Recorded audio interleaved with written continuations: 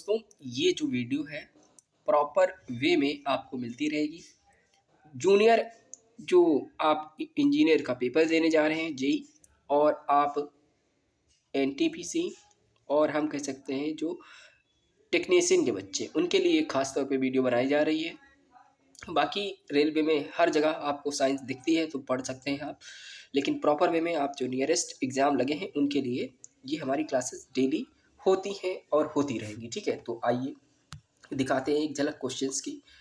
तो मेरे साथ 20-25 मिनट दीजिएगा, ढेर सारे क्वेश्चन करने हैं और आप मेरे साथ दीजिए, यहाँ पे वीडियो को अच्छे से देखिए और लास्ट में आप सब्सक्राइब कर लेना। ठीक है, अगर पर डे आपको ऐसी वीडियो चाहिए तो। ठीक है, उस शुरुआत करते हैं। पहला क्वेश्चन है, जीव विज्ञान की प्रमुख शाखाएं हैं। हमने पहला पार्ट जो हमारा है वो मेजर ब्रांचेस ऑफ बायोलॉजी का है। तो जीव विज्ञान की कौन सी शाखा वंशानुगत पैटर्न के माध्यम पर केंद्रित होती है? तो हम कह सकते हैं जो जीव विज्ञान होती है यानी कि बायोलॉजी है, उसमें जेनेटिक पैटर्न किस में चलता है? तो हम कह सकते हैं ये हमारा, इसको जेनेटिक्स के नाम से जानते हैं, उसी को हम वंशानुक्रम भी कहते हैं। तो हमारा सी ऑप्शन सही हो जाएगा बच्चा, और एक्सप्लेनेशन के साथ में ये आप पढ़ सकते हैं अपने आप से। ठीक है, जैसे कि डिटेल है, स्क्रीनशॉट ले सकते हैं। क्वेश्चन नंबर दूसरी की ओर बढ़ते हैं। तो दूसरा हमारा क्वेश्चन क्या कह रहा है, ये आपको ध्यान देना है। आंसर तो वैसे मेंशन है, लेकिन आपको अगर करने को एग्ज़ाम दिया जाए तो एग्ज़ाम में क्या लगाएंगे वो है इम्पोर्टेंट। सब्जियों और फलों और फूलों जैसी उच्च मूल्य वाली फसलों की खेती को क्या कहा जाता है? तो यहाँ पे आपको आंसर याद रखना है। जो हमारी सब्जी होती हैं, फल होते हैं, फूल होते हैं, उनको हम लोग जानते कैसे हैं? उनको हॉर्टिकल्चर के नाम से जानते हैं। पिसीकल्चर मछली मछली जो है उसके अंतर्गत आता है। सेरीकल्चर जो है सूती यानी कॉटन के लिए सेरीकल्चर आता है। एपीकल्चर बीज के लिए होता है, मधुमक्खी पालन के लिए। यहाँ पे पूरा बाकायदा मेंशन भी है, आप पढ़ सकते हैं। ठीक है, क्वेश्चन नंबर 3 की ओर चलते हैं बेटा। तो वहाँ पर आपको क्वेश्चन 3 जो है दिखाया जा रहा है वो आप समझिए और करने की कोशिश करिए। लिखा है कि कोशिकाओं के अध्ययन के लिए हम क्या कहते हैं? उसको हम साइटोलॉजी बोलते हैं। तो साइटोलॉजी कहाँ पर होगा वो आप, यानी कि स्टडी ऑफ सेल। ये कोशिका है तो हम सेल बोलेंगे। अगर ऊतक होता है तो हम टिश्यू बोलते हैं। तो अगर बात करें यानी कि स्टडी ऑफ टिश्यू, तो हम उसको बोलते हैं क्या? हिस्टोलॉजी बोलते हैं। लेकिन यहाँ पे स्टडी ऑफ सेल की बात हो रही है तो हम साइटोलॉजी बोलेंगे। सेल के लिए साइटोलॉजी और टिश्यू के लिए हिस्टोलॉजी का यूज़ करते हैं। ठीक है, तो इस तरह से ये आंसर बनेगा। आइए आगे चलते हैं, क्वेश्चन कराते हैं आपको। क्वेश्चन नंबर यहाँ पर हमारा चौथा है। तो चौथे में क्या लिखा हुआ ध्यान दीजिए बच्चा। विटीकल्चर जो होता है, विटीकल्चर किसके लिए होता है? तो विटीकल्चर हमारा अंगूर की खेती के लिए होता है बच्चा, ये आपको याद रखना है। ठीक है,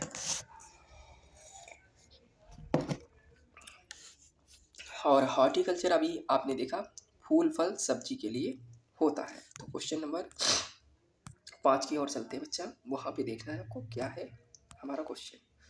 ये देखो, जैसा कि सी ऑप्शन था, विटीकल्चर हमारा अंगूर की खेती के लिए कहते हैं, और सब्जियों की खेती के लिए ओलेरिकल्चर होता है। फल फूल के लिए फ्लोरिकल्चर, फूलों की खेती के लिए फ्लोरिकल्चर होता है, और सब्जियों की खेती के लिए ओलेरिकल्चर होता है। अगर बात करें यहाँ पे ये फूल हो जाता है। अगर बात करें जो फल होती हैं, सब्जियां होती हैं, उनके लिए ऑप्शन में फ्लोरिकल्चर है तो नहीं लगाएंगे, लेकिन वो फूल के साथ में फल भी ले रहा है, इसी वजह से वो हॉर्टिकल्चर होता है। इस क्वेश्चन को आप कंफ्यूजन मत रखिएगा, क्योंकि ये दो तरीके से बन रहा है क्वेश्चन। ठीक है, तो अब मैं आपको दिखा भी देता हूँ इसी बात पे। जो सब्जी है, फल है और फूल भी है। देखो यहाँ सब्जी भी है, फूल भी है, और फल है, फूल है, तो क्या होना चाहिए? हॉर्टिकल्चर होना चाहिए। ठीक है, और ओलेरिकल्चर सिर्फ और सिर्फ स्पेशली हमारा सब्जी के लिए होता है। अब फूलों के लिए अगर बात है, फ्लोरिकल्चर स्पेशल होता है, लेकिन वैसे हॉर्टिकल्चर। ठीक है बेटा, बागवानी की जाती है। आई होप क्लियर हुआ होगा। Question number epigraphy. ठीक है, एपिग्राफी या एपिग्राफी बोलते हैं। ठीक है, क्या है एपिग्राफी का मतलब? बेटा जो हमारा एपिग्राफी जो होती है वो शिलालेखों का अध्ययन किया जाता है। जो हमारी टकसालें होती हैं उनमें हम लोग इसका अध्ययन करते हैं। कुछ हमारी स्टडी इसमें दी गई है, उनको ध्यान में रखना है। जैसे ऑस्ट्रोलॉजी का मतलब होता है कंकाल, यानी कि स्टडी ऑफ स्केलेटन का यूज करते हैं। एपिग्राफी का मतलब होता है जो हमारी शिलालेख होते हैं उनके लिए हम लोग अध्ययन करते हैं। शिलालेख जो है उनका हम स्टडी करेंगे तो एपिग्राफी। और कार्टोग्राफी क्या होता है, जब मानव मानचित्रों का अध्ययन करता है, मानव मानचित्रों का अध्ययन करता है तो उसको कार्टोग्राफी बोलते हैं बेटा। और न्यूमिस्मेटिक तो मतलब होता है सिक्कों का अध्ययन, जो कॉइन्स होते हैं उनका हम लोग अध्ययन करेंगे तो न्यूमिस्मेटिक होता है। एक बार फिर देखिएगा, एस्ट्रोलॉजी कंकाल का अध्ययन होता है, एपिग्राफी शिलालेख अध्ययन होता है, कार्टोग्राफी जो मानचित्र है उसका अध्ययन किया जाता है, न्यूमिस्मेटिक सिक्कों का अध्ययन किया जाता है। आगे बात करते हैं बच्चा, पक्षियों का अध्ययन हमारा ऑर्थ्रोलॉजी कहलाता है। तो कहाँ पर है, डी ऑप्शन है, ठीक है। ऑप्थेमोलॉजी आँख का अध्ययन होता है। हार्पेटोलॉजी है ना, हार्पेटोलॉजी जो हमारे रेप्टाइल्स होते हैं, एम्फीबियंस होते हैं, उनका अध्ययन हार्पेटोलॉजी में किया जाता है। एंथ्रोपोलॉजी में क्या अध्ययन होता है, एंथ्रोपोलॉजी में हमारे मानव के क्रमिक डेवलपमेंट होता है, ठीक है, उसको हम लोग लेते हैं। तो पक्षियों का अंदर आपने लगा दिया। तो यहाँ पे कुछ स्टडी है, ये आप देखिए क्या है स्टडी। बच्चा यहाँ पे जीव विज्ञान की शाखाएं, अर्निथोलॉजी पक्षी का अध्ययन होता है, पक्षी जो हमारे बर्ड्स होते हैं। हर्पेटोलॉजी का मतलब उभयचर और जिनको दोनों जगह रह सकते हैं, जल और थल में, सरीसृप वो होते हैं जो रेप्टाइल्स होते हैं। हम कह सकते हैं जो इस तरह से उभयचर और सरीसृप को अध्ययन करते हैं उसको हर्पेटोलॉजी बोलते हैं। ऑप्थेमोलॉजी आँख का जो डॉक्टर होता है उसको बोलते हैं। और एंथ्रोपोलॉजी मानव के क्रमिक विकास का अध्ययन किया जाता है। पक्षियों के अध्ययन को क्या कहा जाता है, मैं जैसा कि अभी बता चुका हूँ, ऑर्निथोलॉजी बोलते हैं। और हमारा हर्पेटोलॉजी जो होता है उभयचर और सरीसृप उनका अध्ययन किया जाता है। एंटोमोलॉजी अभी आएगा तो मैं बताऊंगा, बायोलॉजी आएगा तो मैं बताऊंगा अभी, ठीक है। सेरीकल्चर जैसा कि मैं अभी बता चुका था कि सेरीकल्चर में किसका अध्ययन किया जाता है, तो सेरीकल्चर में हम लोग रेशम की खेती को हम रखते हैं, ठीक है। ये हमारा सेरीकल्चर कैसा है, मछली पालन के लिए पिसीकल्चर होता है, पक्षी पालन के लिए आप यहाँ पे एक वर्ड लाते हैं, मधुमक्खी पालन के लिए आपको अभी एपीकल्चर मैंने बताया था, ठीक है। मधुमक्खी पालन को क्या कहते हैं, आइए कुछ कल्चर है इनको जान लीजिए। सेरीकल्चर में रेशम कीट पालन को अध्ययन करते हैं हम लोग। पिसीकल्चर में मत्स्य यानी मछली पालन करते हैं। एपीकल्चर जो होता है वो स्पेशली मध्य जो मधुमक्खी होती है हमारे बीज, उनके लिए एपीकल्चर का यूज करते हैं। यहाँ पर एपीकल्चर है, इसको मतलब होता है जो पक्षी है उनको पाला जाता है, ठीक है। पक्षी और मधुमक्खी में फर्क इंग्लिश वाले में थोड़ा देखिए। अपीयरी बना हुआ है जहाँ पर मधुमक्खियाँ रखी जाती हैं, यहाँ नहीं लिखा है, लेकिन आपको अपीयरी जो है मधुमक्खियाँ रखी जाती हैं। अवीरी होती है जहाँ पंछी रखे जाते हैं। तो अपीयरी से बना एपीकल्चर जहाँ मधुमक्खी पालन होता है, अवीरी से बना हुआ है एवीकल्चर जहाँ पे पक्षी पालन होता है, यानी पंछी पालन होता है, सही नहीं लिखा, बिंदी होनी चाहिए। सेरीकल्चर में बता चुका हूँ, सेरीकल्चर किसके लिए होता है, ये रेशम के कीड़ों का पालन किया जाता है, ठीक है। और मधुमक्खी पालन क्या कहते हैं, मधुमक्खी को हम लोग क्या बोलते हैं, एपीकल्चर। अगर यहीं पे पक्षी होता तो एवीकल्चर होता, और मत्स्य के लिए पिसीकल्चर होता है, ठीक है, पिसीकल्चर, ठीक है। आगे देखो क्वेश्चन नंबर कौन सा लेना बेटा, 8 हो चुका है ना, 8 के बाद हमारा 9 भी हो चुका था, और 10 वाले आते हैं। 30 क्वेश्चन करेंगे हम लोग फटाक से, क्योंकि 30 ही क्वेश्चन 40 क्वेश्चन आते हैं, 40 क्वेश्चन हो जाए तो ठीक है। आगे देखते हैं,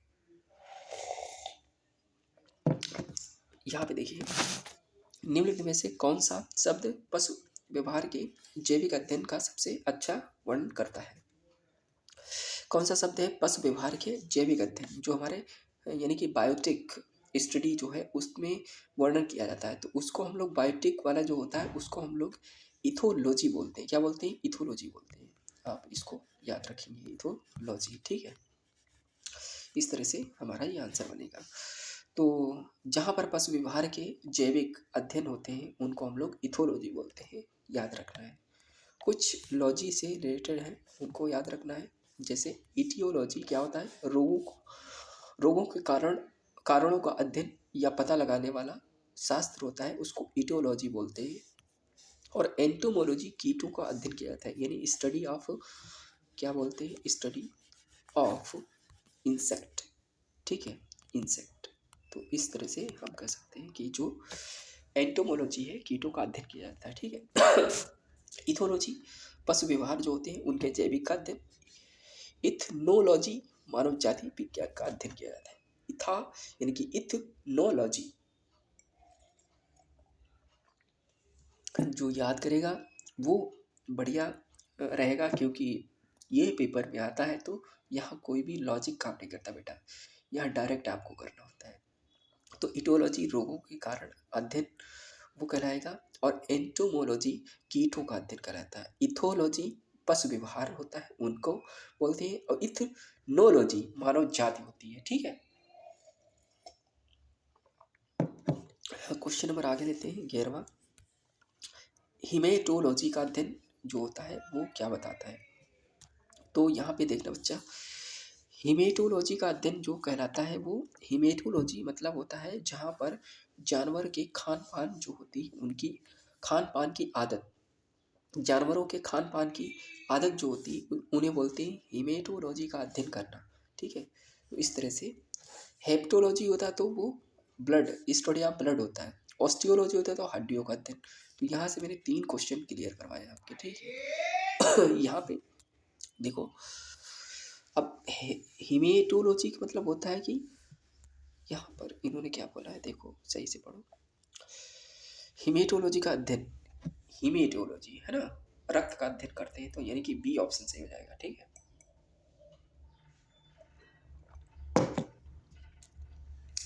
सॉरी दोस्त, यहाँ पे हिमेटोलॉजी इस तरह से हिमेटोलॉजी, ठीक है, ये वाली स्पेलिंग है। तो हिमेटोलॉजी में हम लोग स्टडी ऑफ ब्लड का करते हैं, तो इस तरह से हमारा बी ऑप्शन होगा बेटा, ठीक है। तो यहाँ पे ये चीज़ करनी है, क्योंकि तबीयत थोड़ा सा डाउन है, जुकाम सर्दी मौसम चेंज हो रहा है ना, इसी वजह से हुआ है। तो यहाँ पे थोड़ा सा आप आंसर भी देख लीजिए मेरे दोस्त, मेरे बच्चे। यहाँ पे हिमेटोलॉजी का मतलब ब्लड का स्टडी किया जाता है। डेंड्रोलॉजी वृक्षों के एवं झाड़ियों का अध्ययन किया जाता है। टिश्यू कल्चर कृत्रिम माध्यम से ऊतकों का संवर्धन किया जाता है। वायरोलॉजी विषाणुओं का अध्ययन किया जाता है। टिश्यू कल्चर में क्या होता है, टिश्यू का स्टडी नहीं करते हैं, यहाँ पे ऊतक जो होता है उसकी स्टडी नहीं की जाती, ऐसा इसमें मिलता है। देखो बेटा, कृत्रिम माध्यम से यानी कि जो हमारा आर्टिफिशियल मीडियम है उसमें अगर हम लोग कुछ संवर्धन करते हैं, यानी कि मॉडरेट बनाते हैं इसमें, यानी टिश्यू को, तो हम टिश्यू कल्चर बोलेंगे। अगर ऑप्शन में ना हो टिश्यू कल्चर तो हम यहाँ पे क्या बोलते हैं, हिस्टोलॉजी तो बोलते नहीं, क्योंकि हिस्टोलॉजी जो होता है वो ऊतकों का अध्ययन कहलाएगा। संवर्धन है इसीलिए टिश्यू कल्चर याद रखना। वायरल से बना हुआ वायरोलॉजी तो मतलब हमारा विषाणु का अध्ययन। मार्फोलॉजी क्या होता है बेटा, ये बताना है कि मार्फोलॉजी क्या है। तो मार्फोलॉजी जो होता है बेटा, ये आपको आंसर याद रखना है कि जीव की आकृति, उसकी संरचना और विशिष्ट संरचना गुणों का अध्ययन करना हमारा क्या कहलाएगा, जीव की आकृति। यानी कि जो हमारा कोई मान लो कि स्पीसीज है, या हम कह सकते हैं कोई हमारा लिविंग ऑर्गेनिज्म है, तो मार्फोलॉजी उसकी संरचना और विशिष्ट संरचना के गुणों का स्टडी करवाने के लिए हम मार्फोलॉजी का यूज करते हैं। तो हमारा आंसर सी हो जाएगा बेटा, ठीक है। और कीड़ों का अध्ययन के लिए आपने अभी सीखा कि कीड़ों के लिए हम लोग क्या करते हैं, एंटोमोलॉजी का यूज करते हैं। अब मानव विकास का अध्ययन करने के लिए आपने अभी देखा था, तो इसको एक बार और देख लीजिए। इथोनोलॉजी मानव जाति जो है उसके अध्ययन के लिए बोलते हैं, ठीक है। तो ये हमारा आंसर होगा। आगे क्वेश्चन नंबर 13 की बात करें बेटा, ठीक है, 13 की बात करें तो क्या लिखा हुआ है, किसमें मनुष्य का अध्ययन करते हैं। तो अभी हम लोगों ने क्या सीखा है, किससे किसमें मनुष्य का अध्ययन करते हैं, तो ऑप्शन क्या हुआ, एंथ्रोपोलॉजी होता है। एंथ्रोपोलॉजी मतलब होता है कि मानव जो होते हैं उसके ट्रेडिशनल और हिस्टोरिकल रिचुअल, मतलब परंपराएं क्या रही है, उनके अध्ययन को हम लोग एंथ्रोपोलॉजी बोलेंगे। क्या बोलेंगे, एंथ्रोपोलॉजी बोलेंगे, एंथ्रोपोलॉजी, ठीक है। तो इस तरह से ये आंसर एंथ्रोपोलॉजी बनेगा, ठीक है। आर्कियोलॉजी का मतलब होता है कि जो पुरातत्व, सॉरी बच्चा, तो यहाँ पे आर्कियोलॉजी पुरातत्व संबंधी विज्ञान की शाखा है। और यहाँ पे इक्थियोलॉजी मतलब मछली का अध्ययन, यहाँ पे पिसीकल्चर मछली पालन होता है, और स्टडी अगर मछली की जाती है तो उसको इक्थियोलॉजी बोलते हैं। एंट्रोलॉजी मतलब होता है पुरुष स्वास्थ्य से संबंधित मुख्य प्रजनन, और यहाँ पर स्वास्थ्य और मूत्र संबंधी चिकित्सा विज्ञान में जो होता है उसको एंट्रोलॉजी बोलते हैं, ठीक है। तो एंट्रोलॉजी पुरुष स्वास्थ्य से संबंधित मुख्य प्रजनन होते हैं उनके लिए हम लोग यूज करते हैं। क्वेश्चन नंबर 14 की बात करते हैं बेटा। यहाँ पे जंतु विज्ञान की किस शाखा का मानव जाति के समाजशास्त्र के अध्ययन से गहरा संबंध है। तो जंतु विज्ञान की किस शाखा का मानव जाति के समाजशास्त्र के अध्ययन से गहरा संबंध है। तो आंसर होगा बेटा एंथ्रोपोलॉजी, क्योंकि एंथ्रोपोलॉजी में जो हमारा मानव होते हैं उसके ट्रेडिशन और हिस्टोरिकल यानी कि जो परंपराएं हैं उसकी, ठीक है, ऐतिहासिक हो जाती है या हमारी युगों से चल के आ रही है उनके बारे में अगर हम लोग सीख रहे हैं मानव के बारे में, तो उसमें हम अध्ययन करने के लिए हम कह सकते हैं कि बेटा उसको एंथ्रोपोलॉजी कहेंगे, ठीक है। क्वेश्चन नंबर 15, निषेचन विकास विभाजन और विविधता के अध्ययन को किस नाम से जाना जाता है। तो फर्टिलाइजेशन, डेवलपमेंट और सेल डिवीजन और डिफ्रेंशिएट है उसकी स्टडी के लिए हम लोग क्या यूज़ करते हैं। तो उसके लिए एक प्यारा सा वर्ड याद रखना है। क्या याद रखोगे बच्चा? तो उसको हमें याद रखना पड़ेगा। देखो, भ्रूण विज्ञान हो सकता है, अनुवंशिकी तो होगा नहीं, फिजियोलॉजी तो होगा नहीं, क्रमागत उन्नति भी नहीं होगा। ऑप्शन हमें क्या लेकर चलना पड़ेगा बेटा? या तो ये होगा या तो ये होगा।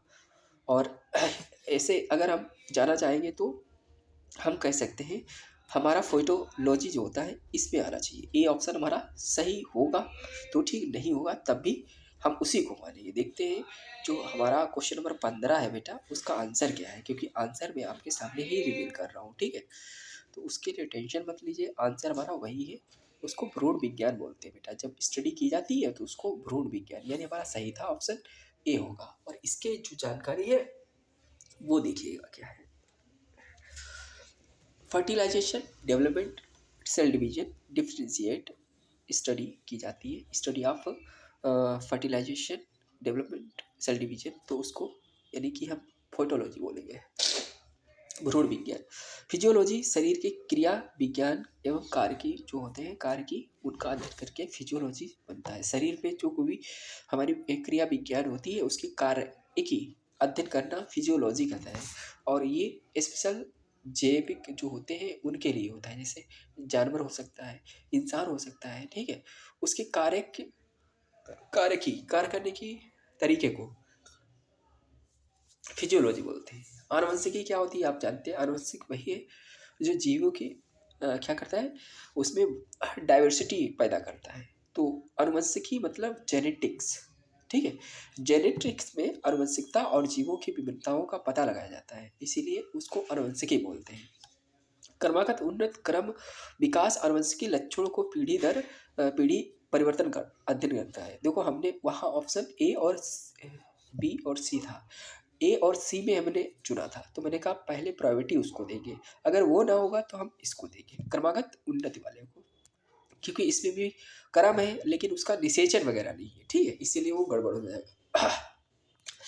पौधों में बीमारियों का अध्ययन और वह तरीका जिससे पौधे विरोध करते हैं और संक्रमण से सामना करते हैं कहलाता है, क्या कहलाता है? पौधे में बीमारियों का अध्ययन और जो पौधा होते हैं उसमें अगर बीमारी हो जाती है उस तरीके में पौधे में विरोध करते हैं, संक्रमण से सामना करते हैं, उसको क्या कहते हैं बच्चा?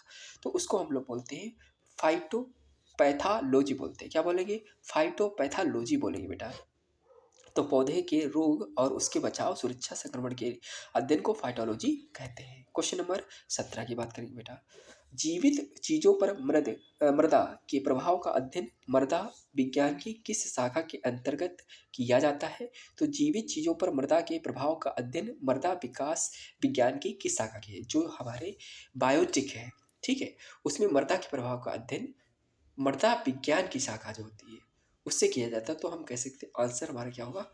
एडाफोलॉजी होगा। इसका आंसर क्या होगा बेटा? जीवित चीजें का मृदा प्रभाव, जो मृदा मतलब होता है हमारी जो मिट्टी है बेटा, उसके स्टडी को मृदा विज्ञान कहा जाता है।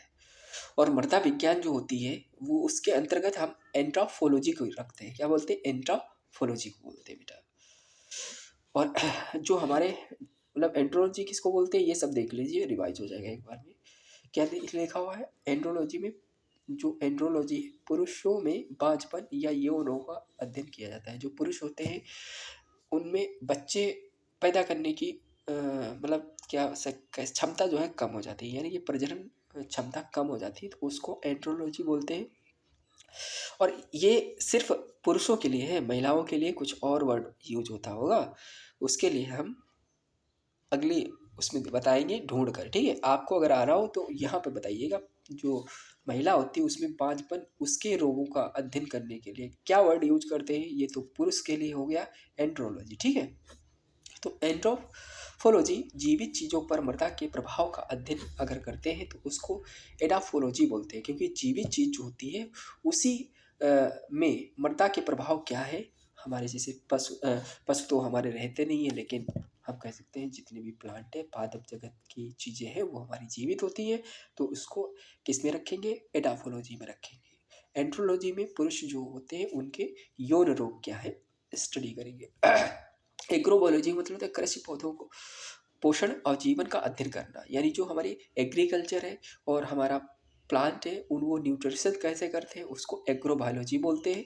डेस्मोलॉजी का मतलब होता है कि एनाटॉमी के अंतर्गत स्नायुबद्ध अध्ययन करना। एनाटॉमी मतलब होता है कि अंदर जो हमारे हमारे जो बोन्स हैं, हड्डी है, और जो हमारे लिगामेंट है, टेंडन है, वो किस तरह से, यानी कि हमारी कॉटिलेज होती है, उनके स्टडी को डेस्मोलॉजी बोलते हैं। एनाटॉमी के अंतर्गत स्नायु का अध्ययन, ये याद रखना है।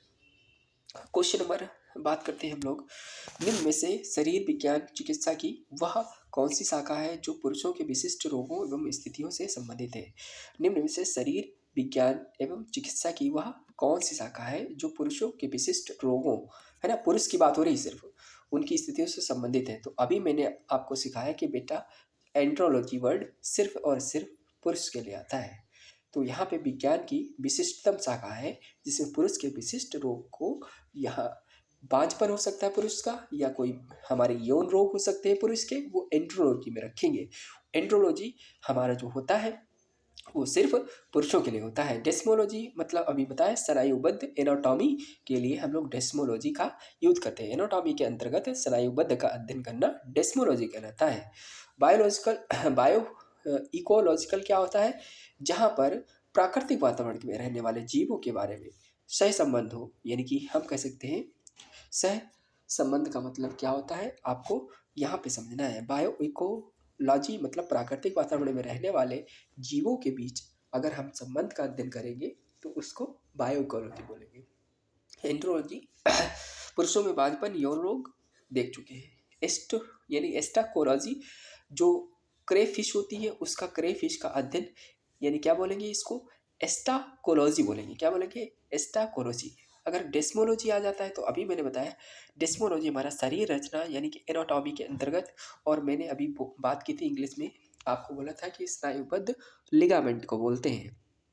ठीक है, तो एनाटॉमी के अंतर्गत स्नायुबद्ध लिगामेंट का स्टडी करना डेस्मोलॉजी कहलाता है। एस्टाकोलॉजी क्रेफिश के लिए ये थोड़ा सा अटपटा नाम है, पहली बार आया होगा, तो इसको भी कर लेंगे एस्टाकोलॉजी। ठीक है,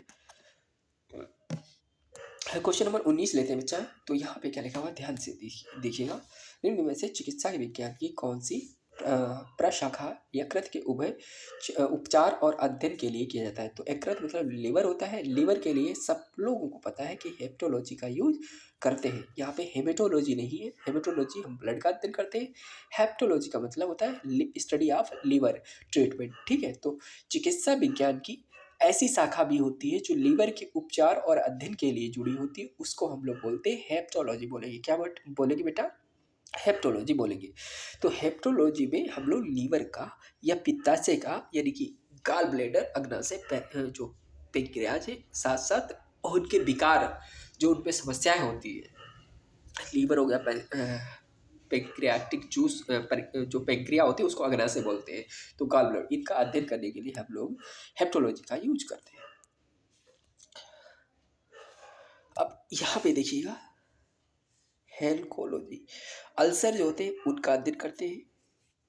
जेरियाट्रिक्स ये इंपॉर्टेंट है, बूढ़े बुजुर्ग होते हैं उनके अध्ययन के लिए, बुजुर्ग ओल्ड पीपल का स्वास्थ्य कैसा है उनका देखभाल के लिए क्या बोलते हैं, जीरियाट्रिक्स बोलते हैं। इंग्लिश में देख रहे हैं स्पेलिंग और हिंदी में देखना है आपको, ठीक है। जीनेटिक्स ओल्ड लोग होते हैं उनके स्वास्थ्य के लिए, हेल्थ के लिए बोलते हैं। क्वेश्चन नंबर करते हैं 20वां, फिर उसके बाद हम आपको अगले वीडियो में करा देंगे बेटा, ठीक है। तो यहाँ पे ये जो है 20वां है, जीवों के वर्गीकरण से संबंधित है। जीव विज्ञान की शाखा को क्या कहते हैं? जीव जो होते हैं यानी कि हम जैसे एक्वेटिक जीव जो होते हैं, ठीक है, यानी कि क्लासिफिकेशन ऑफ एनिमल कह सकते हो या लिविंग कह सकते हो, ठीक है। जीव विज्ञान यानी कि बायोलॉजी की कौन सी ब्रांच होती है जिसमें जीवों के वर्गीकरण को अध्ययन किया जाता है? तो हम यहाँ पे देखते हैं कि वर्गीकरण विज्ञान इसको बोलते हैं, टेक्सोनॉमी, ठीक है। जीवों के वर्गीकरण जीव विज्ञान की शाखा है और विज्ञान यह विभिन्न जातियों जंतुओं, और ये लिखा हुआ है 1735 में कार्ल लिनियस ने की थी। तो इसीलिए सिस्टमा नेचुरे नेचुरे, ठीक है, के आधार पर वर्गीकरण किया गया।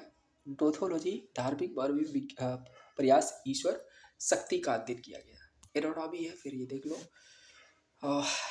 यहाँ पे झील आती है, नदियाँ आती है, उसके लिए लिपोडोलॉजी को हम यूज करते हैं, ठीक है। एरोनॉमी शरीर की जो रचना होती है, शरीर के चीड़ का फाड़, उसको हम लोग एरोनॉमी में रखते हैं, ठीक है। तो दोस्त हम लोग अगली वीडियो में मिलते हैं, इसको आप अच्छे से पढ़िए। Thank you for watching this video.